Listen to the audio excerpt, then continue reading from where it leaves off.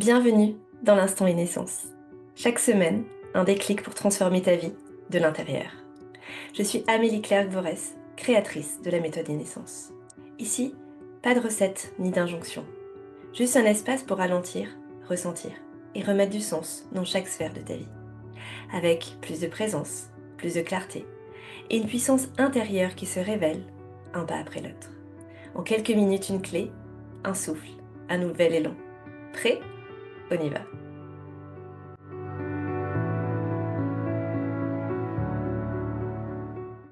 Aujourd'hui, on va parler d'un sujet qui traverse de plus en plus de vies, la reconversion professionnelle. Changer de voix, de rythme ou de sens, ça ne fait jamais. Je reprends. Aujourd'hui, on va parler d'un sujet qui traverse de plus en plus de vies, la reconversion professionnelle. Changer de voix, de rythme ou de sens, ça ne se fait jamais du jour au lendemain.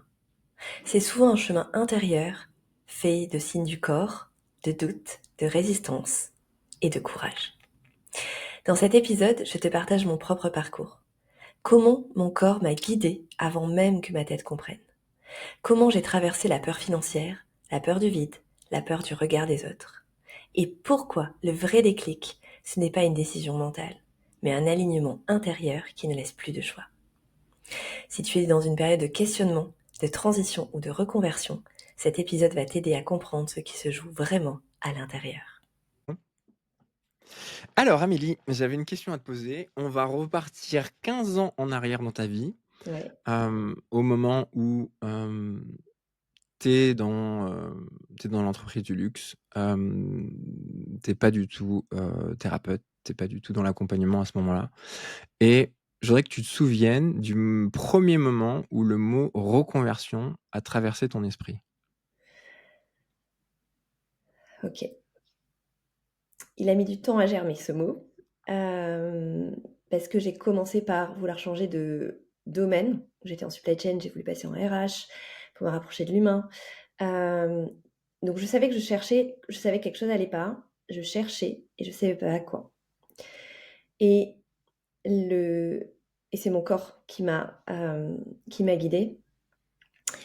J'avais des gros problèmes digestifs, et j'ai eu une candidose intestinale et donc, en fait, pour sortir de ça, j'ai changé complètement mon hygiène de vie. J'ai beaucoup cherché de choses. J'ai, heu, j'ai rencontré plein de gens et plein de gens qui étaient entrepreneurs dans ce secteur-là. Et petit à petit, je me suis dit: «Mais waouh, en fait, c'est génial de faire ça, j'aimerais faire ça». Et hem et là, c'est venu le: «Et si je me reconvertissais?» Et Et ça a pris plein de formes. C'est-à-dire qu'au début et ce qui est assez marrant, c'est que c'est souvent en lien avec des gens. C'est une américaine que j'avais connue qui a un gros blog, et on était un peu devenues amies et on s'est dit: «Bah, OK, est-ce qu'on s'associe pas? Est-ce qu'on lance pas quelque chose ensemble?» Donc voilà, donc on avait creusé, heu, voilà, on avait pas mal avancé et puis finalement elle, voulait plus, enfin bref, elle devait revenir aux États-Unis. Après il y a eu j'ai fait, enfin ouais, il y a toutes les cures de détox, que j'ai beaucoup faites et là-dessus c'était se dire: «OK, mais c'est génial enfin voilà, ça fait du bien, vraiment à la santé», ça m'avait vachement aidée. Est-ce que j'avais rencontré un des fondateurs, pareil pour dire: «Est-ce que, voilà, je bosse pas avec toi et je me reconvertis pas?» Donc voilà, ça a vraiment commencé comme ça, et c'est là où, suite à ces problèmes de santé, le mot reconversion est arrivé. OK. Si je synthétise, il y avait donc des signaux avant-coureurs qui ont été essentiellement au niveau corporel, où au début tu cherchais à changer d'activité, mais dans ton secteur. Et c'est en rencontrant des espèces de repères humains, des modèles, où tu t'es dit: «C'est possible de changer complètement de trajectoire». Ouais, en fait, c'est ça, c'est les sur le chemin, c'était pas que des signaux corporels, il y avait vraiment des signaux de doute où j'étais pas bien, où, j'étais dans le flou, où enfin mon quotidien, était intense, ça avait beaucoup moins de sens, ça me donnait beaucoup moins d'énergie, ça m'en coûtait plus. Donc il y avait vraiment, à la fois des symptômes, psychologiques, physiologiques avec le corps, Et je sentais que globalement, ça allait pas. Et qu'il fallait changer quelque chose, mais je savais pas quoi.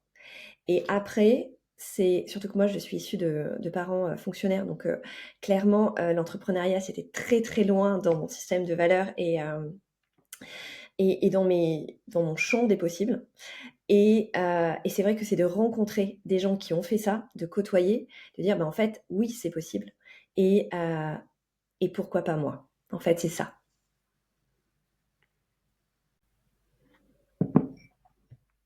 Ok. Et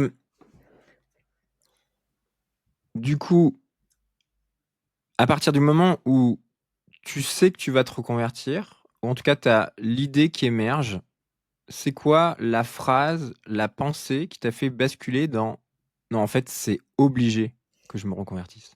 Parce que pour être passé par là aussi, pas sous la même forme, mais je sais qu'il y a un moment où tu es un entre-deux et un jour tu dis oui, un jour tu dis non, c'est pas possible. Et il y a un moment où le basculement, il est définitif.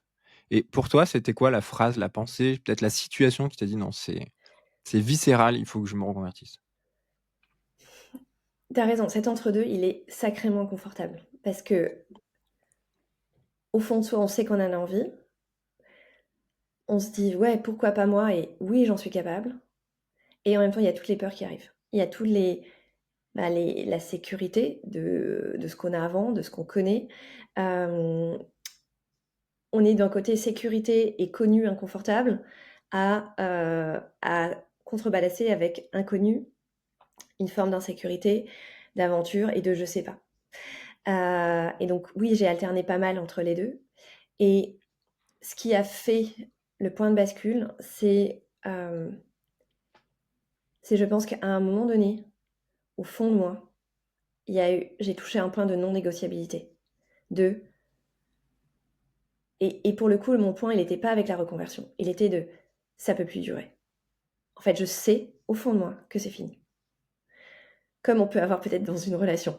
Tu vois, il y a des relations où, enfin, moi j'ai vu ça dans le passé, où finalement, bah, en fait, un matin on se réveille ou pas, mais et où on sait que, ok, en fait, c'était génial, mais c'est fini. Et avec un alignement, tu vois, il y a un point de, bah, c'est comme ça en fait. Et, et donc j'ai vraiment eu ça. Euh, et je savais que c'était fini. Et en même temps, j'avais toujours pas l'énergie et le courage de casser une situation hyper confortable, hyper successful, où tout le monde me disait non mais en fait bah, c'est génial, mais non mais enfin, et où je savais que la plupart des gens n'allaient pas comprendre. Donc je savais aussi que ça allait être presque, en plus de moi, être complètement sûre de moi, c'est bah, en fait va falloir que je me justifie, tu vois, et que j'explique aux autres. Euh, et là, après, c'est un événement de vie. Et un événement de vie, donc là, c'était ma deuxième grossesse avec un accident, et ça, j'en ai déjà parlé dans notre podcast, mais qui fait la bascule et qui m'offre en fait quelque chose de tellement violent, qui coupe complètement mon quotidien et qui fait que le retour en arrière est impossible. Ok. Et je Après, te je coupe pense que parce ça que peut se faire de plein de façons différentes, tu vois. Ça peut juste être un accident, ça peut être quelqu'un qu'on connaît qui décède, ça peut être, enfin voilà, ça peut juste, je me casse la jambe, enfin et voilà. Enfin, en tout cas, moi, ce symptôme vraiment extérieur a été le passage. ok. Bon, je pense qu'il y a eu plein de petits symptômes avant, mais il t'a fallu un symptôme majeur pour avoir ce point de bascule. Euh, Clairement. Et puis, je pense qu'à l'époque, j'étais pas suffisamment connectée à moi, à mon corps pour voir tous les petits signaux d'avant, parce que bien évidemment qu'il y en a eu. Mais oui, il m'a fallu un très gros signaux et un très gros signal, pardon. Et je pense que plus on a un mental fort, plus on est dans la performance, dans la contraction presque de tenir sa vie au mental, de je suis dans le contrôle des choses, plus on a besoin d'un signal fort. Parce que on se donne pas forcément soi-même l'autorisation. Pour que les gens aient un repère, parce que je pense qu'effectivement, les gens qui nous écoutent ont un mental fort et tiennent leur vie par le mental. Et je sais tout à fait, en tout cas, ça résonne beaucoup ce que tu dis de il faut un événement majeur à la hauteur du mental qu'on a à cette époque-là. Il a fallu combien de temps entre cette prise de conscience de il faut que ça change et la décision de tout quitter? En termes de temps, combien de temps s'est écoulé?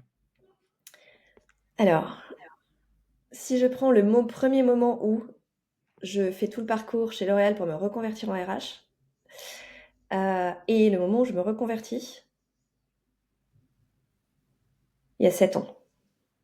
Ok, Si je prends le moment où je me dis: «Ah oui, je m'ouvre à la reconversion. Oui, à un nouveau champ des possibles» et donc je commence à réfléchir, je commence à vouloir me former, là, il y a 1 an et demi. ok, Ouais, même pas, il y a 1 an. ok. Ouais, 1 an et demi.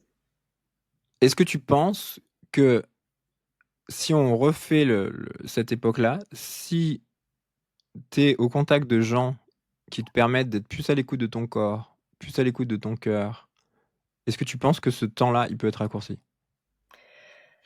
Alors, je suis convaincue que le temps, il peut être raccourci et surtout, je suis convaincue que ce temps-là, qui est quand même très inconfortable, où on est en conflit interne, clairement, entre nos 2 parts de nous qui veulent pas du tout la même chose et on se sent écartelés et on se sent un peu stagné, vraiment comme si, ben, OK, cet écartèlement, bah, nous faisait, bah, nous vider de notre énergie.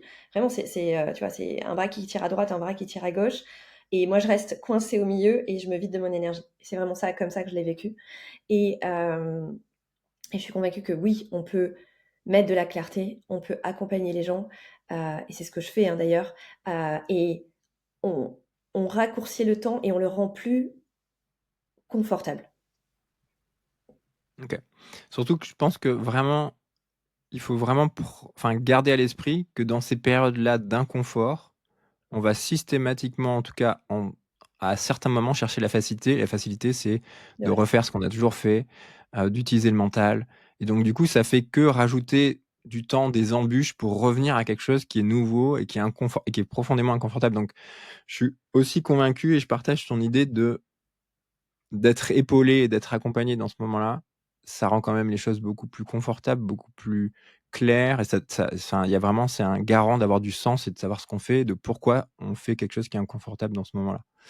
Euh, je suis toujours attaché à ce qui se passe concrètement. Comment tu as annoncé ta décision? D'abord à qui? Comment ça s'est passé?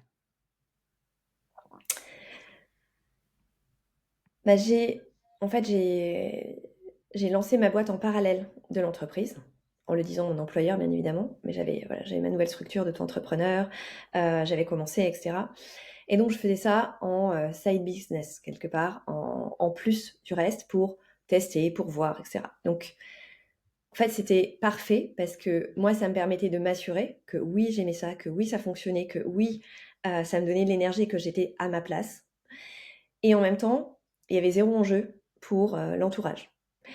Hem et je pense que quand je parle d'entourage, c'est surtout le conjoint, quand on a un conjoint, parce que je pense qu'une reconversion, au-delà de son propre projet, c'est aussi un projet de famille presque, où, bah, on est une équipe avec le conjoint et en fait, on ne peut pas se reconvertir. Enfin, je sais pas. En tout cas, moi, je pense que le faire alors que l'autre est contre et pas OK dans la temporalité, dans le dans sa sécurité aussi, parce que ça crée de l'insécurité chez l'autre aussi.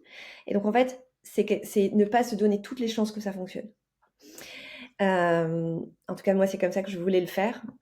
Et je sais que j'avais commencé à lancer mes premières consultations en septembre et aux vacances de la Toussaint. Je me rappelle dire à mon mari, OK, ça y est, je sais. Je sais que je vais me reconvertir, mais c'est une évidence. Il y a même plus de doute. La seule question que j'ai, auquel j'ai pas de réponse, c'est quand. Et donc, et c'était vrai, hein, j'avais une forme de temporalité, mais je savais pas. vraiment le moment de bascule. Et en échangeant avec lui, je lui dis: «Bah, toi, tu vois les choses comment?» Il me dit: «Ouais, non, mais oui, je te vois et c'est une évidence et c'est enfin et c'est chouette et OK, on va y aller». Et donc dans le camp, il me dit: «Quand les filles seront à l'école». Donc c'était dans 3 ans.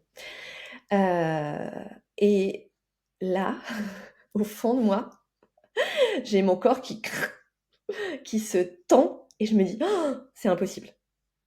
Et en fait, c'est génial parce qu'il m'a fait un effet miroir qui m'a permis de voir quelle temporalité était potentiellement OK ou pas du tout OK. Et donc, j'ai eu à la fois cette info que, OK, moi, il fallait que ça aille plus vite et que clairement, je pouvais pas attendre 3 ans. Il y avait comme, enfin, cette évidence crée aussi presque une forme d'urgence à être dans l'énergie et y aller parce que je pense qu'il y a une temporalité aussi où finalement, si on, je sais pas, et ça dépend de chacun, mais je pense que chez certaines personnes, et j'ai pu le voir, si on reste trop dans cet entre-deux, après, on s'y englue. Et le moment de bascule, l'énergie qu'on peut avoir pour y aller, bah, on peut la rater. Et la deuxième info que j'ai eue, c'est OK, sa temporalité n'est pas la mienne, donc il va falloir aussi l'accompagner pour que on trouve notre temporalité où tout le monde soit complètement à l'aise et confortable avec. Après, je pense que c'est très significatif de nos profils, c'est-à-dire que si tu gères beaucoup ta vie par le mental, tu sais que les choses sont possibles par la volonté, et donc du coup, tu as une tolérance au laps de temps beaucoup plus difficile. Et donc du coup, surtout si on t'impose à l'extérieur un laps de temps qui n'est pas le tien, tu sais que c'est foncièrement, c'est faisable de le faire beaucoup plus vite. Et donc du coup, ça t'a aussi enfin, le fait d'avoir, en tout cas, quand on a la chance d'avoir un conjoint, généralement, il voit notre changement avant nous, on en prenne conscience. Mmh. Et du coup, d'avoir comme ça, une réassurance à l'extérieur de voir que oui, on a déjà changé. Oui, notre conjoint a capté qu'on avait déjà changé. Donc, du coup, ça vient valider ce qu'on ressent à l'intérieur. Et c'est bien d'avoir des nouvelles cartes qui sont, OK, ma temporalité, elle n'est pas du tout la même que la tienne. Moi, il y a une urgence à changer. Et du coup, ben, ça a décuplé aussi pas mal de force d'accompagner ton conjoint à accélérer les choses. Donc, c'est dans ces moments où c'est très challengeant de voir qu'on a beaucoup plus de pouvoir que ce qu'on peut imaginer, même dans cet inconfort-là. Est-ce que c'était quoi quelles ont été tes plus grandes peurs au moment de prendre cette décision? Je crois que j'en ai eu 2. La première, c'était la peur financière, de me dire: «Ah, OK, mais bah, j'ai quand même un niveau de vie, j'ai quand même une famille, j'ai des responsabilités, j'ai un crédit. Heu, OK, et si je peux plus assurer, bah, en fait, ça change tout pour tout le monde». Donc c'est la responsabilité qu'on a de dire: «Bah, en fait, si ça fonctionne pas, financièrement, si j'y arrive pas, ben, ça veut dire potentiellement vendre la maison, ça veut dire, changer de niveau de vie, ça veut dire changer la vie de mes enfants». Et donc ça, c'était vraiment la première peur. La deuxième peur, c'était: j'en peux tellement plus là de l'entreprise, parce que je savais et c'était très clair dans ma tête que je me laissais 1 an et demi pour tester et que si dans 1 an et demi, et ben, ça marchait pas, je me remettais à chercher du travail avec mon CV, j'allais retrouver. Voilà, enfin c'était pas sauter dans le vide avec rien derrière. Donc cette sécurité de repartir en entreprise, de reprendre un job salarié a toujours été là. Et je l'avais vraiment, hein, enfin j'y croyais. Et ma peur, c'était de me dire: «En fait, si j'en sors, je vais plus jamais pouvoir y retourner et si ça marche pas, comment je vais faire pour y retourner?» Bon après, la question 1 s'est pas posée et 2, je pense que c'était vraiment des peurs hyper, enfin comme toute peur, hein, irrationnelle, mais parce que je pense que si j'avais dû y retourner, j'aurais tellement vu l'importance et l'intérêt que j'avais à y retourner et la sécurité et tout ce que ça apportait que, bah, ça aurait été complètement OK. Mais ouais, c'était les 2 peurs que j'ai eues majoritairement, ouais. Et si tu avais la possibilité de voir la Amélie qui, il y a quelques années, avait ces grandes peurs-là, qu'est-ce que tu lui dirais, toi, aujourd'hui, en ayant traversé ces moments-là? Qu'est-ce que tu pourrais lui dire qui l'aide à surmonter ces peurs-là? La première chose que j'ai envie de lui dire, c'est que le temps est pour toi. Parce que moi, la patience, c'est quelque chose qui n'est pas dans mes grandes qualités. Et donc, j'ai trouvé tout ce parcours tellement long. Et en même temps, aujourd'hui, je sais que c'était la bonne temporalité pour moi. Et que chaque étape, que chaque temps, presque mort, entre guillemets, était un temps hyper utile pour moi me conforter dans mon projet, pour préparer financièrement les choses, pour le faire que le projet fonctionne. Donc pour moi, une reconversion, vraiment, ça se prépare. Donc ça, c'est la première chose que j'ai envie de lui dire, mais ok, sois patiente, le temps est ton allié. La deuxième chose, c'est prépare. Prépare et en fait, ok, une peur financière, et c'est un peu ce que j'ai fait. Et c'est-à-dire, ok, finalement, en comptant, en regardant, en mettant des chiffres dans des cases et dans des tableaux Excel, ok, je peux tenir combien de mois? Et donc, se donner cette temporalité, de dire, ok, jusque-là, c'est complètement ok, mais c'est cadré. Et ça rassure vachement le mental, de se dire, ok, j'ai un laps de temps, et à partir de là, si ça marche pas, on se repose des vraies questions et peut-être on remet les choses en question. Et la troisième, et c'est peut-être la première, c'est d'écouter son cœur. Parce que je pense qu'au fond de soi, on le sait. Et que c'est toutes ces peurs, et c'est souvent ce que je dis, c'est des peurs où derrière la peur, il y a les zones de magie. Et que finalement, c'est un chemin vers soi, vers son âme, vers qui l'on est, vers son alignement total, qui est le plus beau des chemins de vie et qui peut, en tout cas, tous les gens que j'ai pu accompagner ou moi, et qui amène vers plus de bonheur. Donc, c'est vraiment croire en soi, se faire confiance, mais pas dans son mental, vraiment dans son cœur, dans son corps, dans ses émotions, dans cette connexion à soi qui fait que, en fait, le corps, il sait avant la tête. Le cœur, il sait avant la tête. Et la tête, elle va juste mettre plein de peur pour pouvoir se rassurer. Et pour prévoir et prévenir aussi des choses, et c'est utile. Mais c'est ne pas que écouter sa tête. De toute façon, les peurs, enfin, je sais pas si tu seras d'accord avec ce que je veux dire, mais je pense que les peurs font partie de ce chemin-là.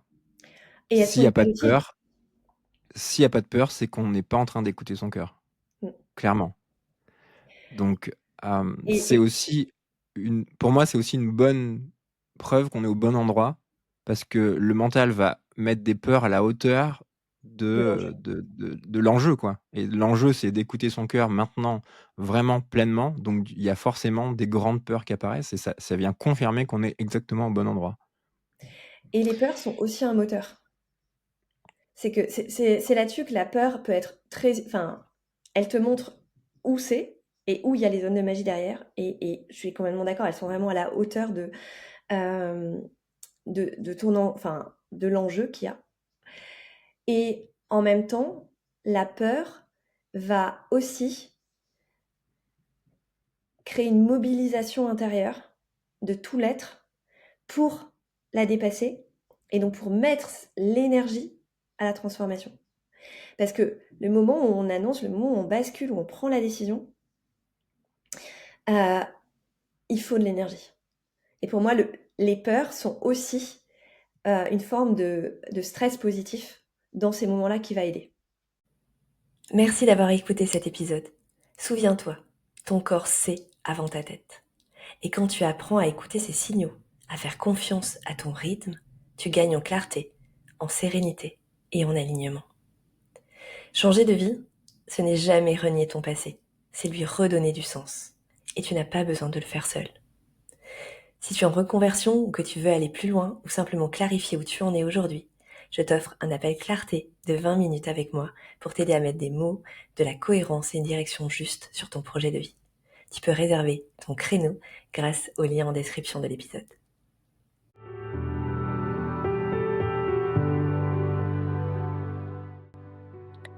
C'était l'instant Inessence, un espace pour respirer, te recentrer, porter un nouveau regard sur ta vie et ouvrir un nouveau chapitre. Si cet épisode a résonné pour toi, prends un instant pour le partager. Un simple geste qui peut déclencher un vrai changement chez quelqu'un d'autre. Et si tu sens que c'est le moment d'aller plus loin, d'engager une vraie transformation, tête, cœur, corps et énergie, alors je t'invite à découvrir la méthode Inessence pour remettre du sens dans ta vie. À très vite pour un prochain instant, et d'ici là, reste à l'écoute de ce qui vibre juste pour toi.